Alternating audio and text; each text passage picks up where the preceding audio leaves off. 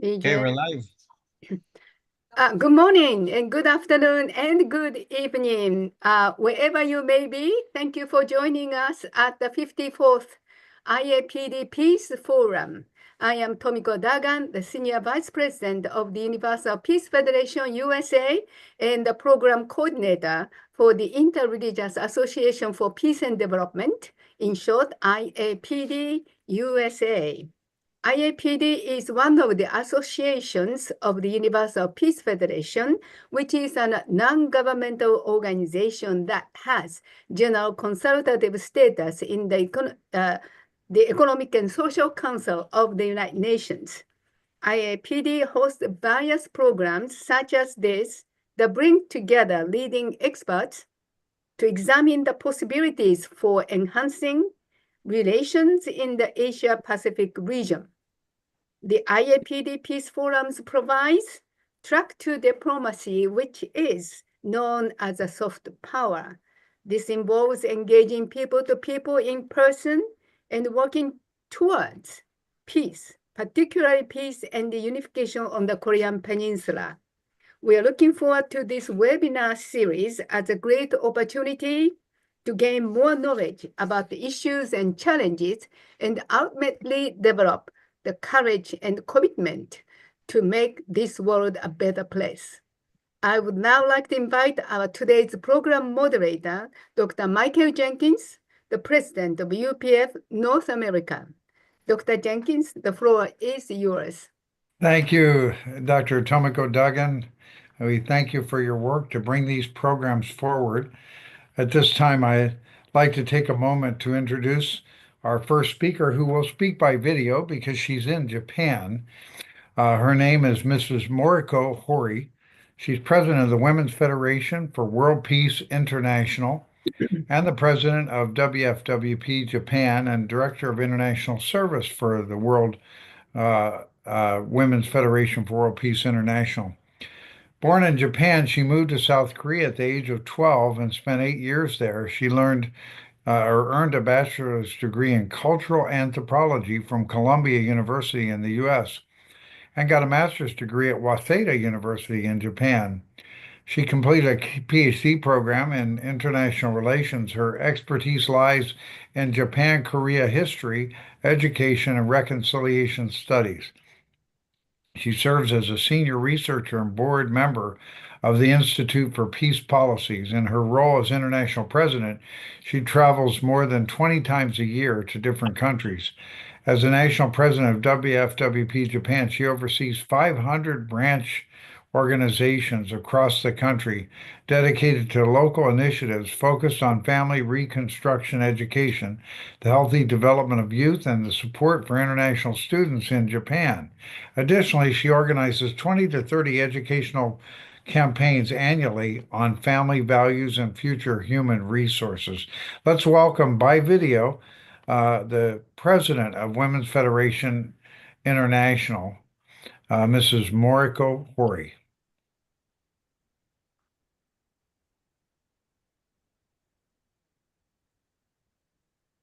Honored guests, esteemed colleagues, and friends of peace.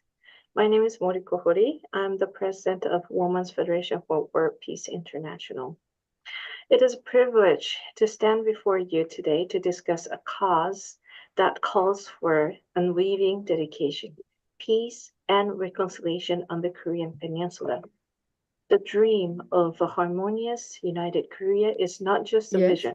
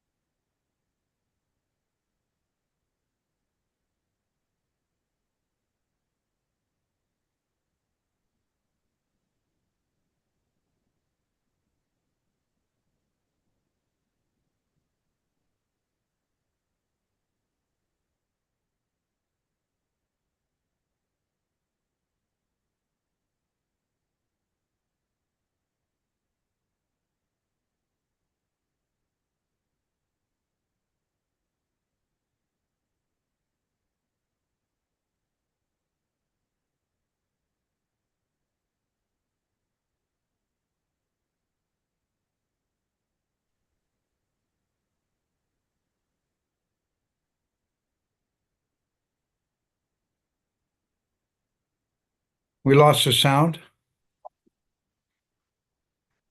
I think we got to unmute for Tomiko's audio.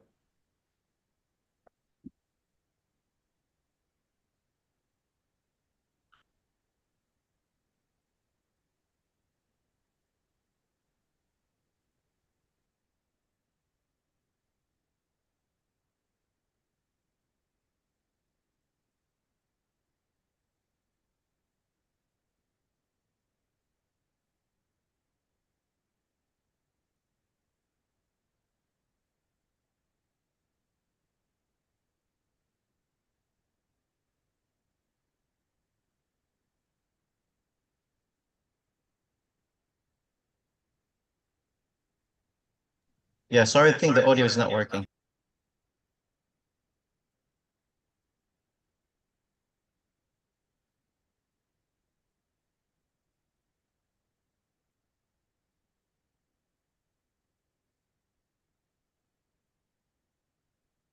St. Lobster Project Yeah. is the unique There it brand is. of Women's Federation designed to continuously promote the practice of true love and coexistence. It is a sharing initiative in which members from around the world actively participate. Originally launched as the North Korea Love 1% movement by Women's Federation Korea to support North Korean women and children to eradicate poverty through donating 1% of their income to those less fortunate. Over the past 17 years, Women's Federation Korea has provided material support and emergency aid to women and children in North Korea on 10 occasions to help eradicate poverty. It now includes development cooperation projects in underdeveloped countries to achieve UN SDGs, humanitarian aid for North Korea, emergency relief in response to disasters, and various humanitarian activities. Next, I would like to share about our efforts to educate the importance and the significance of the peace in Korean Peninsula. In 2021, a public opinion survey revealed that for the first time, less than half of South Koreans believed that the unification of the Korean Peninsula was necessary. Was not necessary. Feeling the urgency that peace and unification on the Korean Peninsula cannot be achieved without public support. We organize programs for education and enlightenment. We have addressed these issues through numerous educational programs and symposiums. While we have invited various experts to engage in professional discussions, we have found that the high level of specialization makes it difficult to capture the interest of the general audience.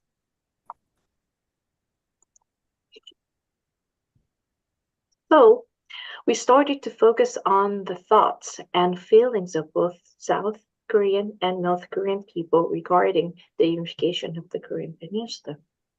By gathering opinions from various individuals across different generations, including defectors, North Korean residents in Japan and South Korean residents in Japan, artists, scholars, leaders of NGOs, we strive to present the Korean Peninsula issue not merely as a political or diplomatic matter, but as one deeply connected to people's daily lives. One of the most popular webinars among many was Talk Show with Mr. Kwok, behind the scene of Crash Landing on You. Mr. Kwok is the defector from North Korea, and he became a scenario writer in Korea, and he was responsible for describing daily lives of North Koreans in the drama. This drama called Crash Landing on You was very popular Korean drama, which vividly portraying the lives of the people in North Korea. The most common sentiment was that despite political differences, North Koreans are just as human as South Koreans. And while there are many barriers, there are ways for mutual understanding. Since I'm based in Japan, let me introduce the very unique situation of Japan regarding to this issue. In Japan, there are two major organizations representing Korean residents. One is Chongnyeong, General Association of Korean Residents in Japan, represent North Korea, and Mindan, Korean Residents Union in Japan, which represent South Korea. These organizations exist due to historical and political divisions among Koreans in Japan. After World War II, many Koreans remained in Japan, but their political affiliation differed. Chongnyeong supports North Korea, as I said, while Mindan is aligned with South Korea. This division reflects the broader geopolitical split between the two Koreans. Over time, both organizations have provided social, cultural, and political support to their respective communities in Japan. It can be said that there has been a 38th parallel within Japan. So through various activities related to peace on the Korean Peninsula, we have realized that many opinions and perspectives come from experts in the Republic of Korea. Currently, there are two countries on the Korean Peninsula, and peaceful coexistence and unification cannot be achieved unless both sides agree. Therefore, we have utilized Japan's geopolitical advantage to organize various events and activities to hear the thoughts of North Korean people living in Japan. We have invited the graduates from North Korean schools in Japan. Actually, there are 98 North Korean schools in Japan, and among those who graduate from Chosun University go on to become executives in the Chongnyeong or take a position in their home country.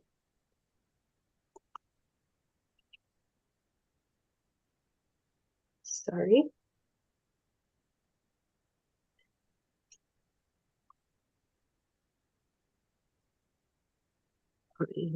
Okay.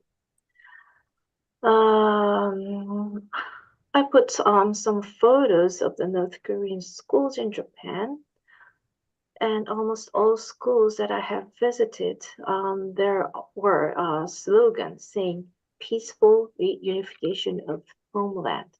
Let's study diligently for the unification of Korea. So I realized that, meeting North Korean students in North Korean schools in Japan, they were very pure and they're focused on unification of Korean Peninsula. So every day they sing, songs for unification of Korea Peninsula. But I think 2 years ago or last year, Kim Jong-un proclaimed that South Korea is the #1 enemy country of North Korea. So all these schools started to hide all the slogans. They no longer sing these songs, and all the unification letters are no longer exist on their textbooks. So it is quite a change for North Korean residents in Japan.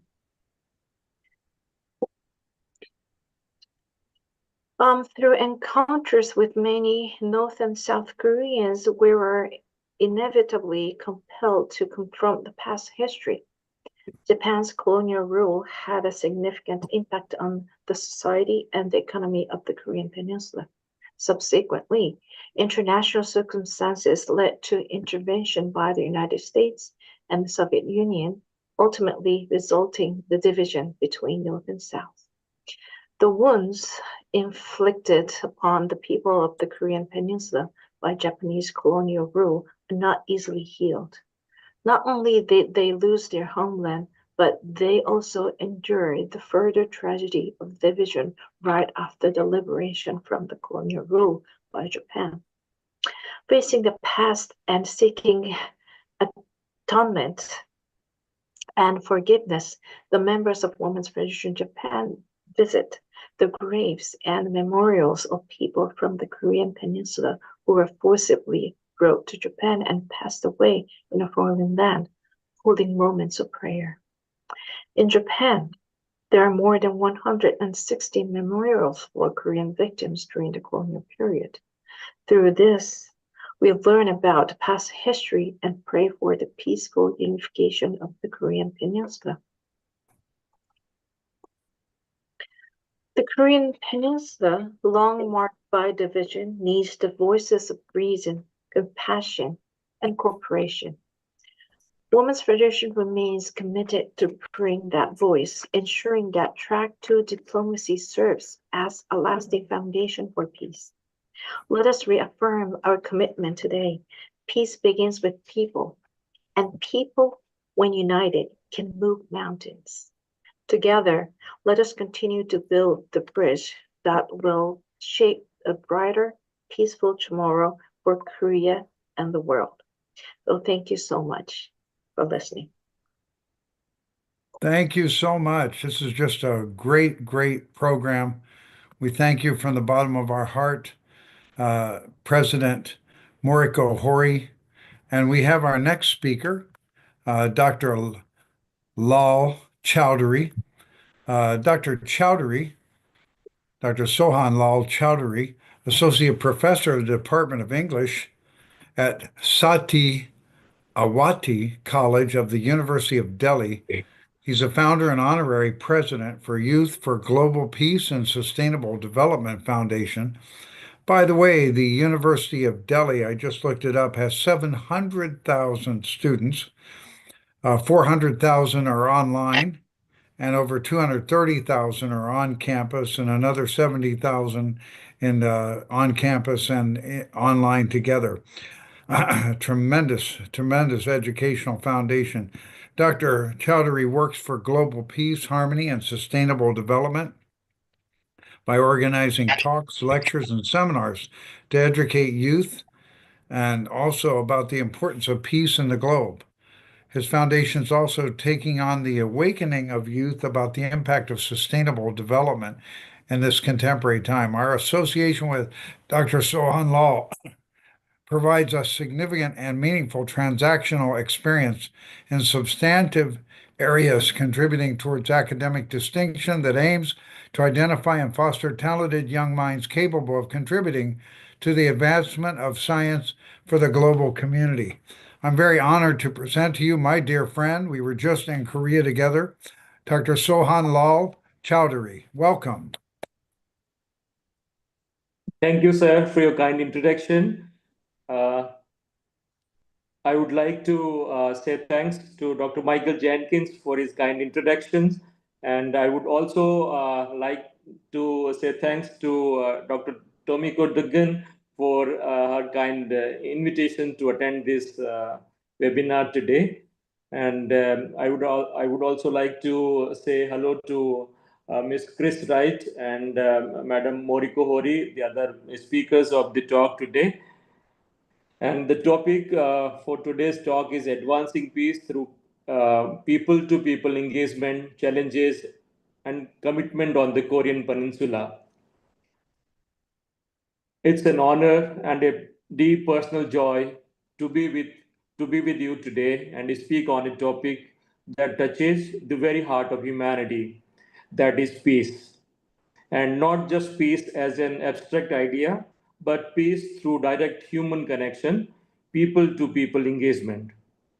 Today, I want to focus on how such engagement can contribute meaningfully to peace on the Korean Peninsula, while also sharing my transformative experience at the recent World Summit 2025 held in Seoul, the Republic of Korea from 10th of April to 14th of April. I had an amazing opportunity to attend the World Summit hosted by the Universal Peace Federation, UPF, and what I witnessed that there was life-changing experience. The summit gathered leaders from all walks of life, heads of states, faith leaders, scholars, activists, and global citizens, all united in a common cause, which is advancing peace and harmony around the world. I would like to highlight people to people engagement, the heart of lasting peace. We often think of diplomacy as something that happens in grand halls, big meetings, halls between the president, prime ministers, and ambassadors. But history shows us that peace built on official documents can be very fragile. And we have seen it in various places all around the world. True peace, lasting peace, is built through relationships, understandings, and shared values among people. This is relevant on the Korean Peninsula, a region long divided geographically. What remains more consistent is the power of people, citizens, civil society, religious, and community leaders who foster dialogue, healing, and hope. Now, I would say that what is the role of UPF and World Summit 2025, which held in Seoul, in South Korea recently? The Universal Peace Federation, through its leadership and global outreach, is demonstrating what people to people peace building really means. At the World Summit 2025 in Seoul, I witnessed this in action. The event began with a beautiful opening and the Sun Hug Peace Prize ceremony at the Lotte World Hotel in Seoul. The award honored remarkable individuals and organizations that have made significant contributions to global peace and development. To be in the same room as these change makers were both humbling and energizing. I had the privilege of listening to powerful speeches from global leaders, including Madam Paula White Cain, a spiritual advisor to Honorable Donald J. Trump, the President of the United States of America, and former Speaker Newt Gingrich, who spoke passionately about the need for principled leadership in a divided world, and other distinguished figures who each brought their wisdom and experience to bear on the topic of the absolute peace. These voices remind us that peace is not just the absence of conflict, but the presence of justice, mutual respect, and shared prosperity. I am honored to witness the vision of Holy Mother Moon. One of the most moving moments of the summit was hearing Holy Mother Dr. Hag Jahan Moon, lovingly referred to as Mother Moon, the co-founder of Universal Peace Federation. Her vision of a unified human family transcending race, religion, and national borders is not just an ideal, but a mission she has actively pursued around the globe. Her work is living testimony that mother's love, patient, enduring, and courageous, can indeed heal the wounds of nations. I witnessed not just speeches but actions, from humanitarian aid to educational initiatives, from environmental protections to interreligious dialogues.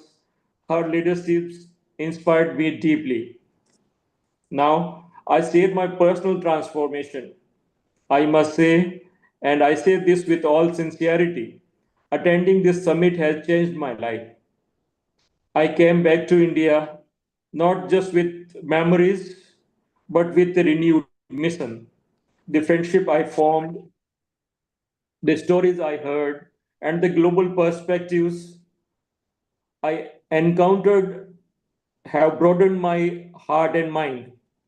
I am deeply grateful to Dr. Michael Jenkins, Dr. Tomiko Duggan, and the entire UPF staff for organizing such an incredible and meaningful event. Their dedication and professionalism ensured that this summit was not just a conference, but a sacred gathering of peacemakers from around the world. We have to see some challenges on the Korean Peninsula: cultural exchanges, humanitarian aid, religious dialogue, and sports diplomacy have also shown glimmers of hope. These initiatives humanize the other and allow for empathy to grow. They are small steps, but as we know, even the longest journey begins with a single step. After the challenges, we will see our commitment that what can we do. So, what can we do as individual, as citizen of the world? Here are a few commitments we can make. I would like to say that the first commitment is that educate ourselves and others, learn about the Korean conflict, share stories of unity and hope, not just division and despair. Support peace initiatives. We can volunteer, donate, or simply advocate for programs that bring people together through the Universal Peace Federation. Third, build bridges in our communities. Peace begins at home. By fostering respect, inclusion, and cooperation in our communities, we become part of the global peace movement. Raise the fourth, the last suggestions, the raise the next generation for peace. Teach children the values of compassion, dialogue, and respect. Let them grow up believing the peace is not only possible, but it is very, very essential. Let me conclude my speech by saying this: peace is not just the destination, it is the path itself. The relationships we build, the empathy we cultivate, and the actions we take each day contribute to a larger mosaic of harmony. The summit in Seoul reminded me that while government may sign treaties, people make peace, and it is our responsibility to carry that peace forward, one handshake, one conversation, one act of kindness at a time.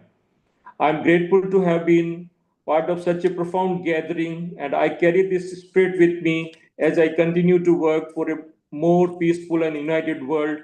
Thank you very much. Dr. Chowdhury, that was wonderful. You have been such a significant contributor to peace in our World Summit. And also, when you came to Las Vegas, you interacted with all the faiths that were there when we had a community of faiths for several days. We had a workshop together. He was so excellent in bringing harmony between Muslims, Christians, and all faiths that were there, like the Sikhs and others. You're a universal man. I know that eventually you're going to become a member of parliament. I saw that you have really developed your notoriety around the country. So we're looking forward to seeing you as an MP someday. But one of the greatest things is to be a professor, to share You, the sir. truth and share knowledge to help people really be able to improve their lives and their families and their nation. And India is such an important nation. We're honored to know you as a great ambassador for peace, and we're proud of you. Thank you, Dr. Lal. We're really, really proud of you. Thank you. Thank you, I'm sir. very excited to present our next speaker that we have become friends over this last couple years. Chris Wright is founder and CEO of the AI Trust Council, is leading a crucial mission against corruption and big tech, government, and the risk posed by artificial intelligence. With only over 25 years of experience in entrepreneurship and the military, his unique background as a U.S. Army attack helicopter pilot, civilian commercial pilot, and CEO of several successful startups makes him adept at navigating complex challenges. As the head of the AITC, Chris's commitment to positive change and forward-thinking approach are evident. He's dedicated to optimizing digital trust online and mitigating the potential negative impact of artificial intelligence. I'm very grateful for him really taking on this task. There's not enough attention paid to the dangers of this artificial intelligence going the wrong direction. With his vision, Chris aims to revolutionize the way digital trust is built and maintained in the modern world. We're very honored to present to you at this time the CEO of AI Trust Council, Mr. Chris Wright. Welcome, Chris, and thank you for being with us in Korea. Absolutely. Thank you so much, Dr. Jenkins. It was a true pleasure to get to visit Korea. That was my first time. Even after being in the military for a long time, I'd never been there before, and it was quite an honor. The World Summit was a special time for world leaders to get together and share ideas and really cover the critical issues that are facing citizens from around the globe. And so that was, I'd never really been exposed to that kind of thing, and it was a really special event. But We were honored to have you, Chris. It was great. Thank you. yeah, thank you so much. And then, and even getting to see Mother Moon, that was, unexpected to get to see her in person, and then, just, high degree of spirituality there, and you could really feel it. So, but I witnessed the best of humanity coming together, and it gave me a lot of hope, because I think when you watch the news, you kind of you can have a different perspective of where the world is headed. But yeah, I was very much encouraged, and thank you also to Miko for hosting this, and for the invitation to come and speak, and the issues of AI. Tamiko and I met over in the World Summit and got to talk about some of these issues, and that's one of the things I noticed from a lot of the world leadership, is that there was kind of there's issues with the types of data that are being shared amongst, like, on the news or commercially, about artificial intelligence. And so it's easy for people to get the perception that the future we're moving into is just kind of this exciting golden age of humanity, and everything's going to be good. The thing I'm hearing from Silicon Valley senior leadership, these are senior engineers from Silicon Valley who are engineering AI, are saying that they are scared, and they're actually saying that they're planning on a human dystopian period within the next 5 years, as humanity starts to understand how to deal with artificial intelligence. They say that we've really been gifted this special technology. It's almost, you can think of it as like an alien species has landed on Earth today, and we are simple humans, and we really don't understand how to deal with it. We're like almost like cavemen who've discovered fire for the first time. And when it comes to artificial intelligence, it has a huge amount of benefit, but it also has a huge amount of risk, to the point where the folks in Silicon Valley are talking about P doom, or probability of doom, and actually putting figures behind it, like 20%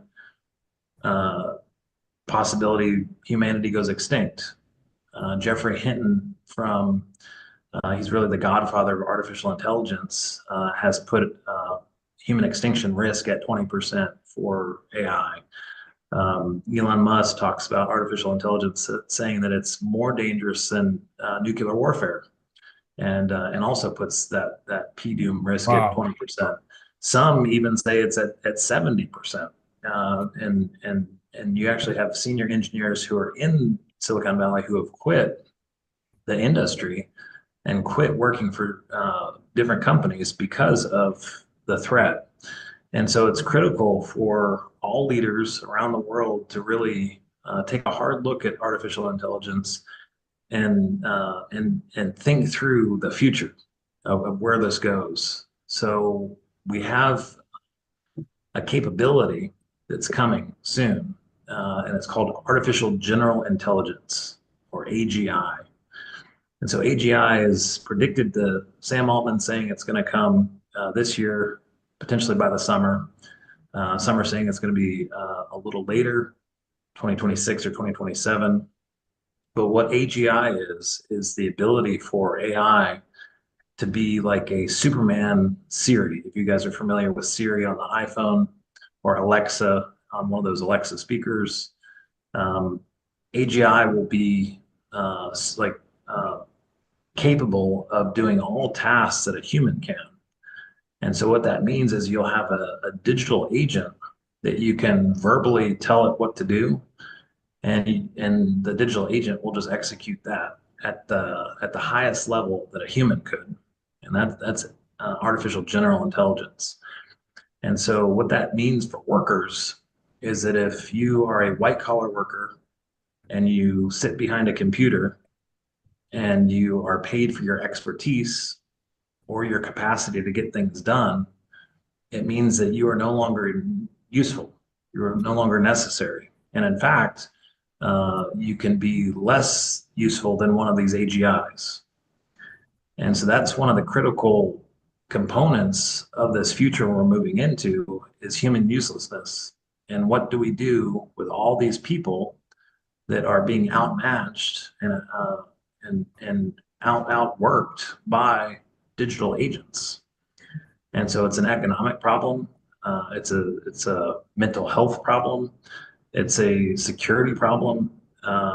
It's a major issue, and aspects of this will start hitting. You can already start to see it hitting today. A lot of developers have lost their jobs, and you're going to start to see more and more job loss as companies start to adopt these AI systems very, very quickly. But one of the most pressing issues, especially in terms of world peace, is the issue of drone warfare and the ability to project power and raise a standing army at the push of a button. So no longer do you need to train a military, with large scale training exercises and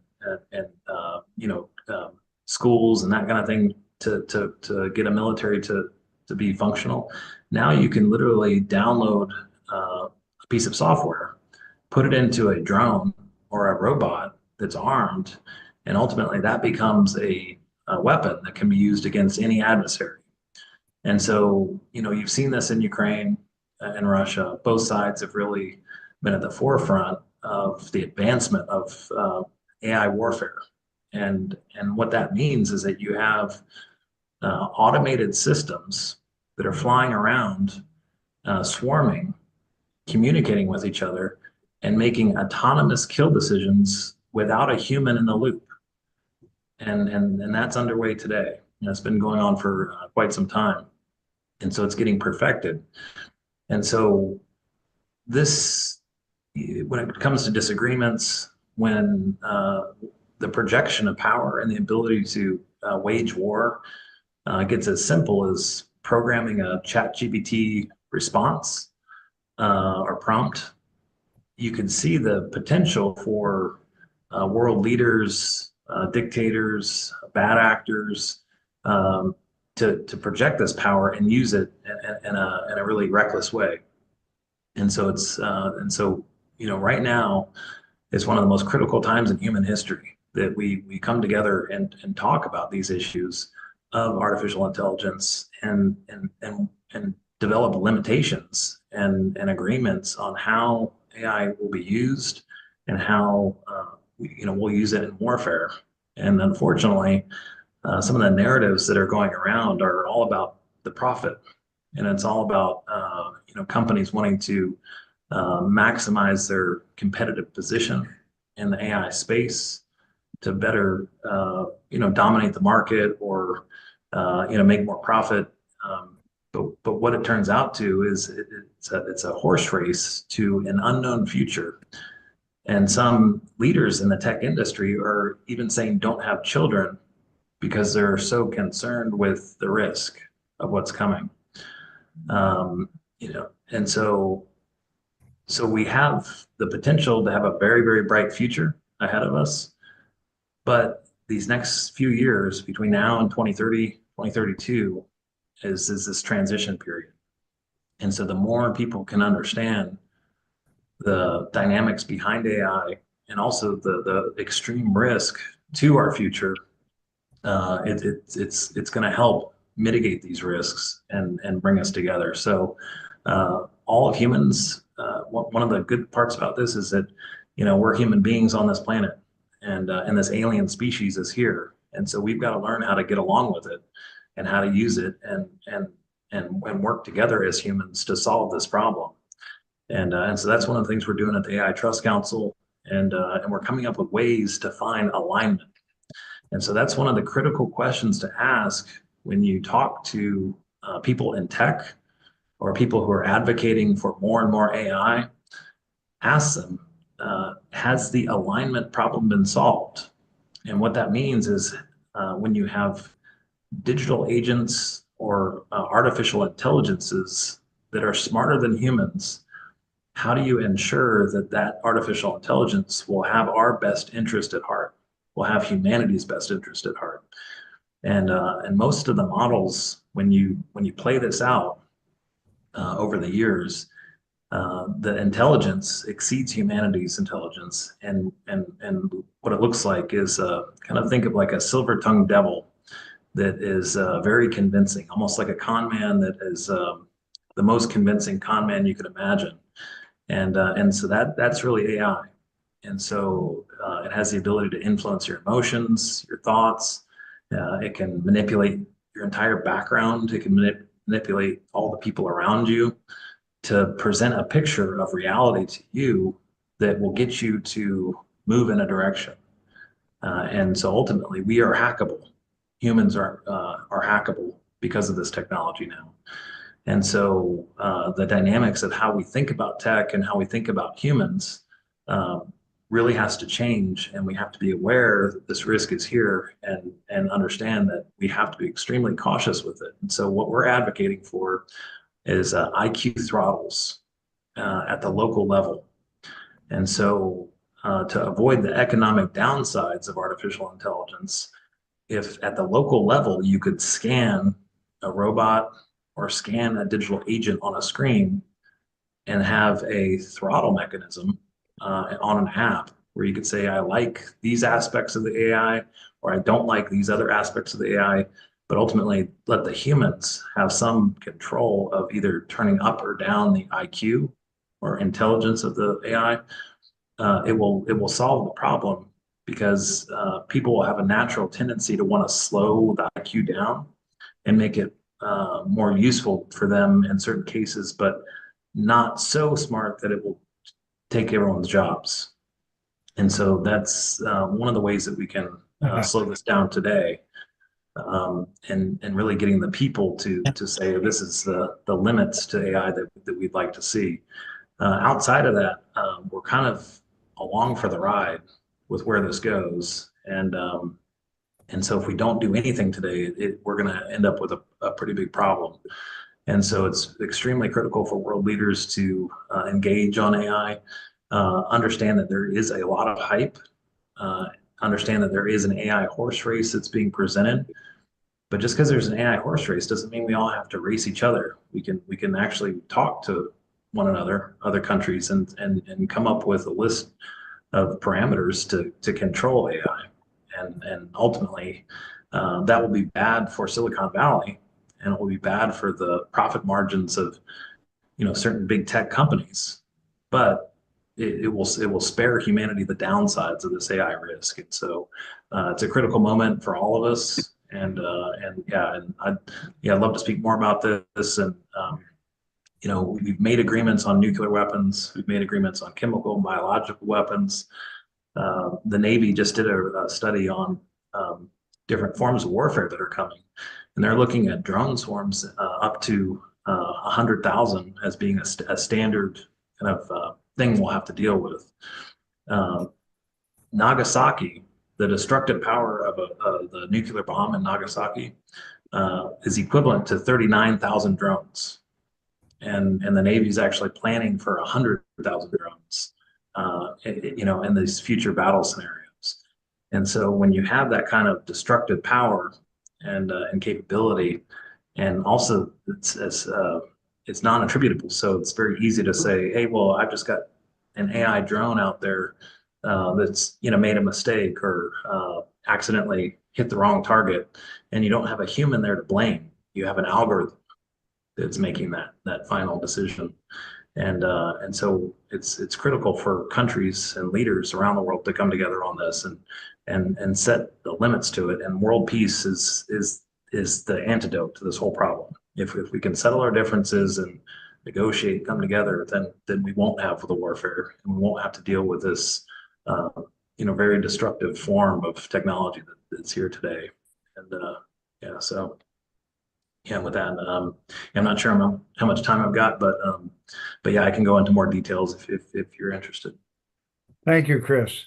I think we'll take a few moments for questions, and for all our participants, all participate in Dr. Chowdhury and Chris. And if anybody has questions, let's please go ahead and raise your hand digitally if you can. Use the little button where it says, you can react, and then raise your hand if you have a question. Any questions out there?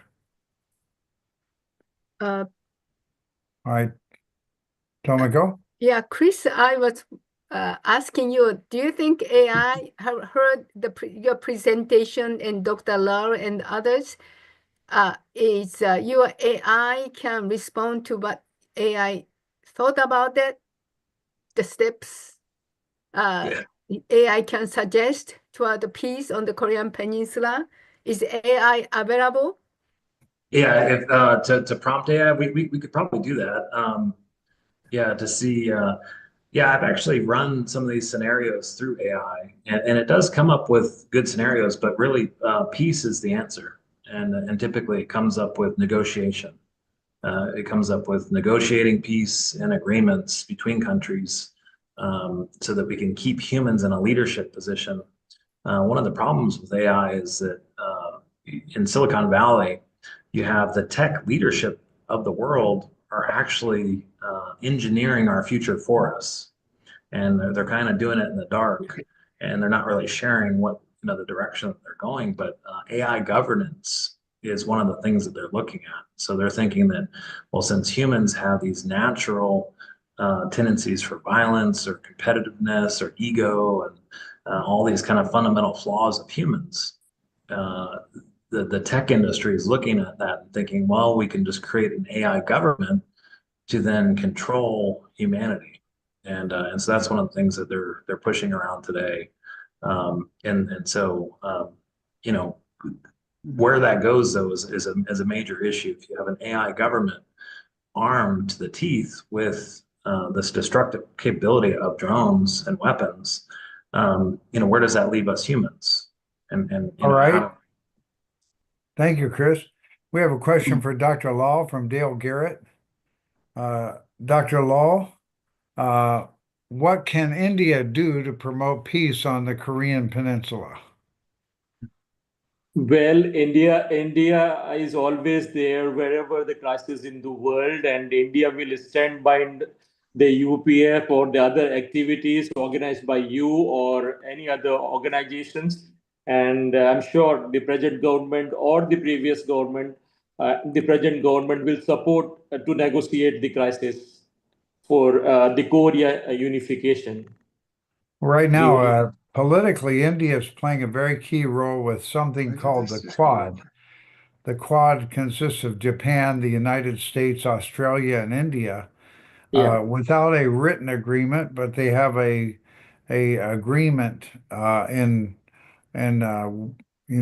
function to cooperate together to keep the South China Sea open for trade and transport, and to yes, be a balance to China. So India is seen now as the most important balance to China.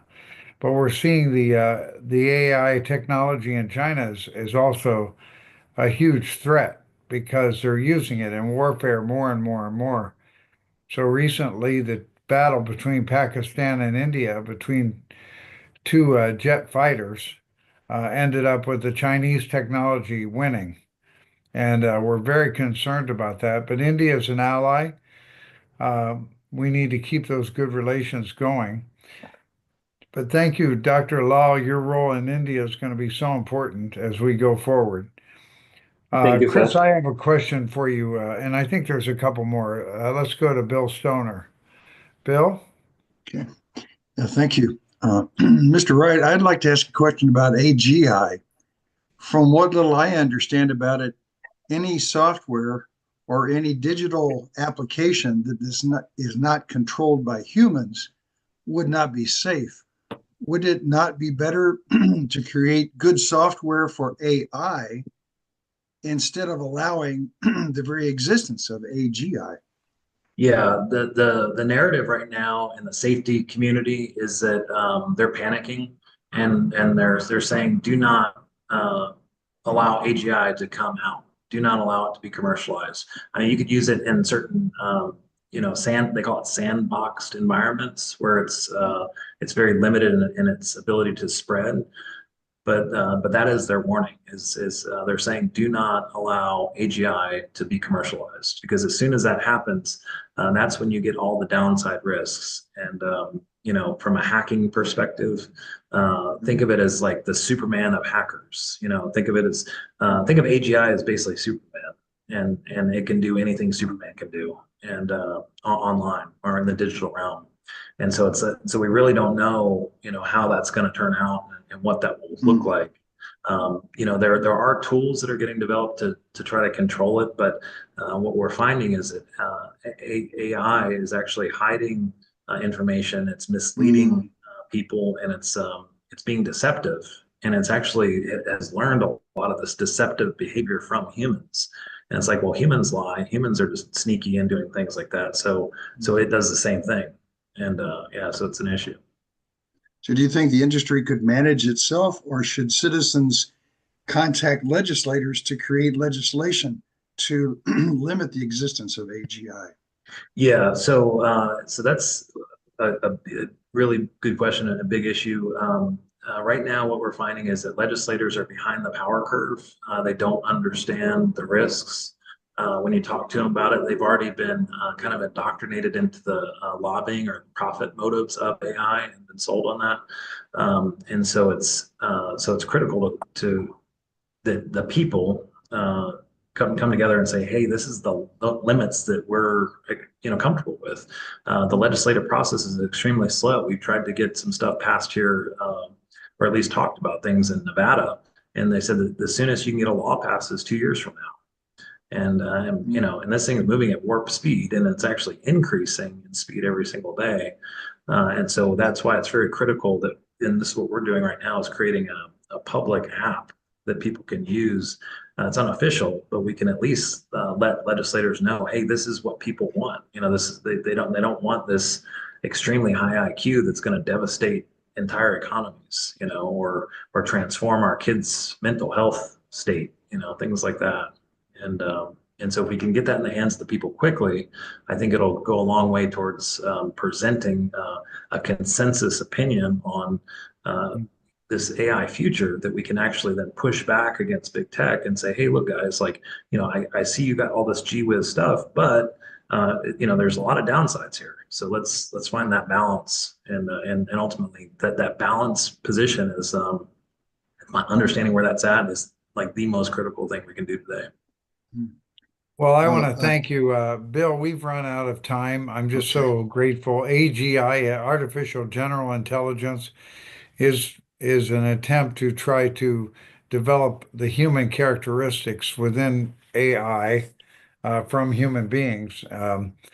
But I think that it must be really carefully managed, and what input it receives will be the kind of input it puts out, as you know. And there's so many discussions about AI right now. They fired the Library of Congress director, and also the copyright person last week.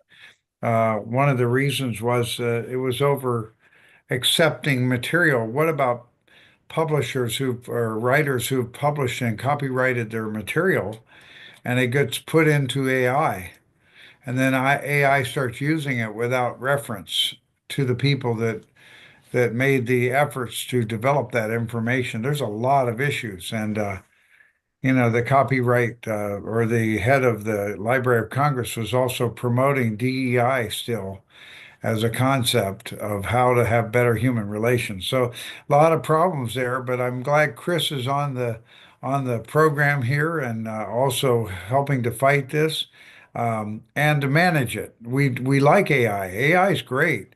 They're now realizing that AI cannot be ruled out for students. How can you stop a student from using Google, right? And AI is light years ahead of Google, but how can you stop a student from using AI to do research?